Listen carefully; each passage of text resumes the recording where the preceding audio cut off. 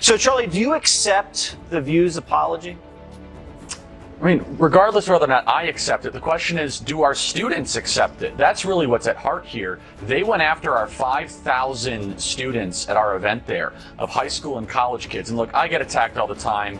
People say false things. I'm a public figure. But when you go after 16 and 17-year-olds that travel from across the country that then have to live for the rest of their life with a shadow over them because someone at ABC says that they might be linked to neo-Nazis. But look, what did it take for us to get to the point of an apology? We had to threaten a lawsuit, Jesse. And by the way, we're still entertaining it. We're talking to some of the best lawyers out there that are experts in this. And as you know, these things can be very complicated. There's a lot of facts and circumstances. Charlie Kirk just nuked the airwaves with a $100 million defamation lawsuit aimed squarely at Sunny Hostin and The View. And the fallout is already messier than a Thanksgiving potluck where the gravy boat explodes. This isn't just another media spat. It's a full-blown legal spectacle, equal parts courtroom melodrama and political vendetta. What exactly did Charlie accuse them of? What's in his arsenal of receipts? And can Sunny Hostin really waltz through this legal firestorm without getting singed? Buckle up, because this clash has all the makings of a headline-grabbing soap opera where the stakes are sky-high, the egos are massive, and the drama's thicker than a double-stuffed legal brief. Go, because you should not be able to smear 5,000 high school and college kids and then just be able to walk away with it. And the reason they felt they needed to do that, Jesse, is because if they told their audience the truth, that when gas is the most expensive it's been, flights are super expensive, that 5,000 kids decided to spend a weekend in summer traveling across the country to go hear from conservative speakers, maybe the audience of The View would think twice about all of their ideas. That's why they felt so compelled to try to smear our wonderful summit. Charlie didn't just file a lawsuit, he delivered a thunderclap that rattled the media ecosystem like a toddler on espresso pounding a drum kit, with a $100 million price tag.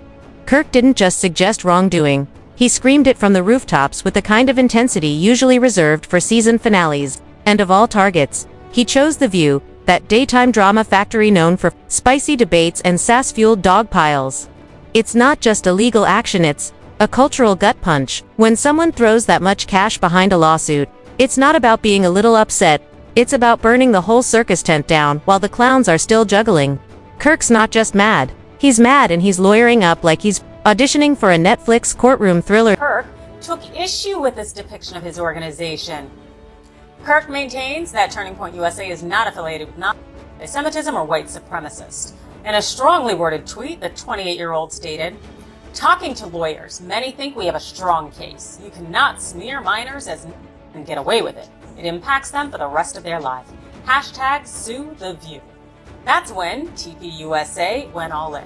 The organization changed its profile pic on Twitter to hashtag sue the View, posted a number of tweets condemning The View and let us pull back the curtain on this spectacle and decode the drama without drowning in legalese. Charlie Kirk, the conservative lightning rod and founding firebrand of Turning Point USA, has never been one to back away from a political firefight. He thrives on outrage, headlines, and controversy like it's a pre-workout smoothie. Meanwhile, The View has spent years cultivating its reputation as the Thunderdome of talk shows, a place where celebrity gossip meets political snark and ideological face-offs are a daily ritual. The two were always on a collision course, and now they've finally hit full impact. Kirk brought the gasoline, and Sunny lit the Nothing else to talk about. Maybe you should get the lawyer that worked on that Covington Catholic school case. What was that, a $200 million settlement? I think, Charlie, you could use the money. And your students definitely could, too. Oh. What exactly sparked this $100 million legal inferno? Well, it wasn't a harmless debate about who wore it better, or which pop star just broke up with their trainer.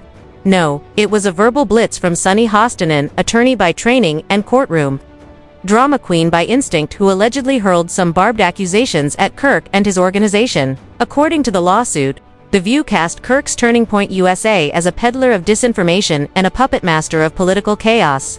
That's not just tossing shade, that's lobbing a rhetorical Molotov cocktail live on air. And for Kirk, this wasn't just harsh commentary, it was reputational arson. Words matter, especially when broadcast to millions. And Kirk claims these weren't just opinions, they were character assassinations, delivered with a smile, framed by applause, and reinforced by a talk show megaphone. That kind of thing doesn't just sting, it hits where it hurts. His image, his income, and the heart of his movement. Now we begin with a shocking apology just a short time ago from the ladies of The View to Turning Point USA. A war of words broke out after the conservative group was rallying the next generation of voters at its youth summit in Tampa, Florida this weekend. And the liberal panel just couldn't help themselves. The group sent a scathing cease and desist letter after hosts on The View suggested that Turning Point had embraced neo-Nazis who showed up outside. Drill into the lawsuit's allegations, keeping in mind that this isn't a direct transcript from the show but more like the flashpoint for a full-blown legal wildfire. Kirk's team says the co-hosts chiefly, Hostin portrayed him and his organization as morally bankrupt manipulators of public discourse. That's not playground name-calling. That's defamation with a capital D in political circles. Reputation is power, and if you tarnish someone's public standing, you're not just insulting them, you're undermining their entire brand. And that's why the $100 million figure isn't just for dramatic effect, it represents lost opportunities, donors pulling out, speaking gigs vanishing, and the kind of reputational damage you don't just sweep under the PR rug. But here's the real legal meat. In defamation law, especially with public figures, you've got to prove the claims were false, harmful, and made with actual malice. That's a tough needle to thread, which is why most of these lawsuits never make it past the paperwork phase. But when someone swings for 9 figures, you better believe they think they've got something with teeth. Coins conference, were in the front of turned out there in front of the conference with anti-Semitic slurs, and the Ostergar. I think it's important that every single person that attended that turning point, every Republican speak up against the against the Nazi flags. Voice hears where reality kicks in. Most lawsuits like this never get to the climactic courtroom showdown. We're not talking about a few good men here. These cases typically fade out in settlements, backroom negotiations, or mutual walkbacks disguised as carefully worded statements. But this one feels different. Kirk and his legal crew are aiming big either to win in court or make enough noise to force a high-stakes settlement. It's the legal version of go big or go home. And the chilling effect is real. If Kirk wins, or even if this gets dragged into the media long enough, it could spook every talking head from cable news to podcasts into lawyering up before daring to critique a public figure. The message, say something spicy, and you might just end up refinancing your house to pay the legal fees. In today's America, where the culture wars are more profitable than peace talks, this lawsuit might be the cannon blast that redefines how the media talk. The fact that there were openly demonstrators outside the Florida Student Action Summit of the Turning Point USA group. We want to make clear that these demonstrators were gathered outside the event and that they were not invited or endorsed by Turning Point USA. A Turning Point USA spokesman said the group, quote, 100% condemns those ideologies, and said Turning Point USA security tried to remove the neo-Nazis from the area but could not because they were on public property. Also, Turning Point USA wanted us to clarify that this was a Turning Point USA summit and not a Republican Party event. So we apologize for anything we said that may have been unclear on the And what about The View? Surely they came out swinging, right? A counterpunch, a spicy press release, a mic drop rebuttal on air. Nope, nothing. Not even a snarky tweet. Just eerie silence. The kind that's either strategic or the product of some seriously heavy lawyering behind the scenes. While Sunny Hostin and her colleagues played the waiting game, social media did what social media does best. It exploded. Twitter turned into a meme factory, TikTok reenactments flooded the algorithm, and late-night comics barely contained their glee. Some joked this was The View, trial by fire. Others called it the most expensive segment ever aired. Either way, the public ate it up with popcorn in hand.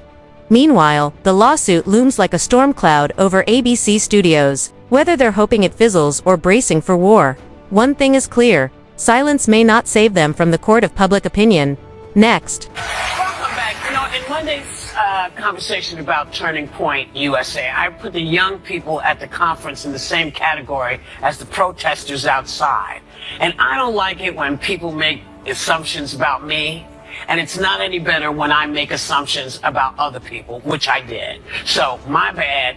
I'm sorry. Okay. So, the state, Turning Point USA hosted a riveting event in Tampa, Florida called a Student Action Summit. Outside of the event were individuals waving flags and engaged in other activities. Well, on Monday's show, members of The View made a few comments about it. The conservative group Turning Point USA has condemned the group of neo and said they have nothing to do with the organization. Yeah, but where was DeSantis is what I want to know. But you let them in. President, open the You let them in and you knew what they were. So you are... Let's pan the camera back even farther. This isn't just a lawsuit, it's a cultural Rorschach test. What does it say about America when a heated conversation on a daytime panel show ends up in a courtroom with a $100 million tag? It says we're living in a world where political disputes aren't just debated, they're litigated. Where TV banter can cost you your reputation, your income, or your legal sanity. And here's the twist of irony.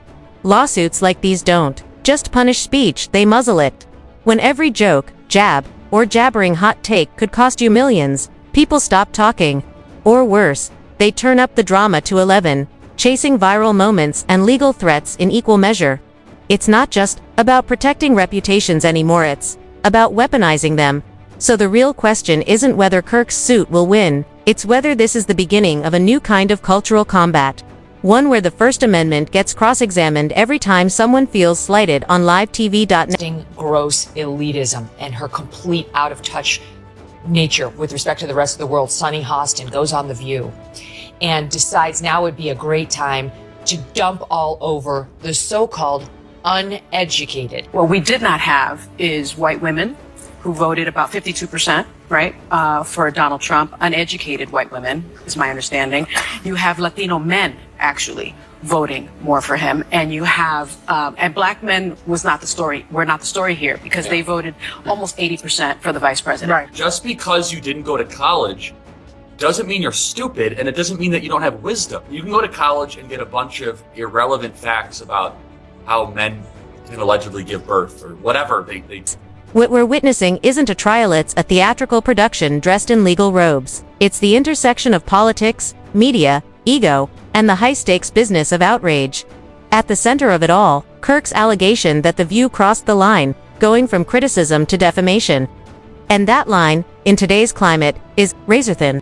In the age of outrage, saying the wrong thing can be more dangerous than doing the wrong thing. And Kirk knows how to play the game. His lawsuit doesn't just ask for justice, it demands attention. It's a media blitz with a legal backbone. If even part of his claim sticks, it could redefine the limits of televised commentary. But if it fails, it'll be chalked up as just another publicity stunt in a never-ending culture war. Either way, the media circus is fully in session, and the audience is on the edge of their seats. Next voice now. Don't expect this to end in a climactic jury verdict with gasps in the courtroom. More likely, this case will twist and turn through delays, denials, and maybe a backstage handshake with NDA-laced apologies. But while the lawyers squabble over motions and filings, the cultural temperature keeps rising. Twitter has already handed out its verdict, and cable news has recycled the story into every imaginable angle. And here's the kicker. It's not just a fight over slander, it's a litmus test for who controls the narrative in America's loudest airness TV, politics, and the internet. This case is a crucible of cancel culture, media, theater, and ideological tribalism. It's less about who's right, and more about who yells louder and who pays the price for it. Kirk's lawsuit isn't just about damages, it's about dominance. And The View, for all its fame and flash, is suddenly on defense in a game it usually controls. How do you like the so-called uneducated now, Sonny? Yeah, and again, by the way, rarely do you get the answer to a question in the question. And her whole question is exactly why there was a rebellion against them. Yes. Listen, just because you didn't go to college doesn't mean you're stupid, and it doesn't mean that you don't have wisdom. I always differentiate between knowledge and wisdom. You can go to college and get a bunch of irrelevant facts about how men can allegedly give birth or whatever they teach. I mean, or about North African lesbian poetry. Okay, that's fine. What now? Will this lawsuit reshape daytime TV? Will Charlie Kirk walk away with a $100 million windfall and a smug grin? Or will this all dissolve into legal dust and forgotten headlines? However it ends, one thing's for sure, this saga is far from over. The courtroom has become the new stage, the lawyers, the new stars, and the stakes higher than ever. And while Sunny Hostin may have once wielded sharp words as her weapon of choice, now she may need a legal shield to deflect the firestorm headed her way. In the end, maybe this isn't just about who defamed who. Maybe it's about the world we've built, where talk shows are battlegrounds. Lawsuits are publicity tools, and the biggest legal brawl of the year plays out not in hushed courtrooms, but in the glare of studio lights, hashtags, and endless cable reruns. Welcome to the new age of daytime warfare, now featuring subpoenas. Sonny, you guys thought that abortion was going to be this like quasi-zealot religious issue? I'm pro-life. If people in the audience aren't, that's fine. What I'm saying though, what gives me promise, and I think we can all agree on this, is that there are other issues that should animate and drive our politics other than this very divisive one. And I was really encouraged by that, Megan. Very encouraged, because the media was forcing this as an up or down vote on a referendum on a highly complicated, very emotional, very personal issue. And it turned out the American people were like, yeah, actually, these other 6 things matter. What now? Will this lawsuit reshape daytime TV? Will Charlie Kirk walk away with a $100 million windfall and a smug grin? Or will this all dissolve into legal dust and forgotten headlines? However it ends, one thing's for sure, this saga is far from over.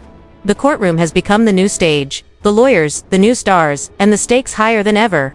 And while Sunny Hostin may have once wielded sharp words as her weapon of choice, now she may need a legal shield to deflect the firestorm headed her way. In the end, maybe this isn't just about who defamed who. Maybe it's about the world we've built, where talk shows are battlegrounds.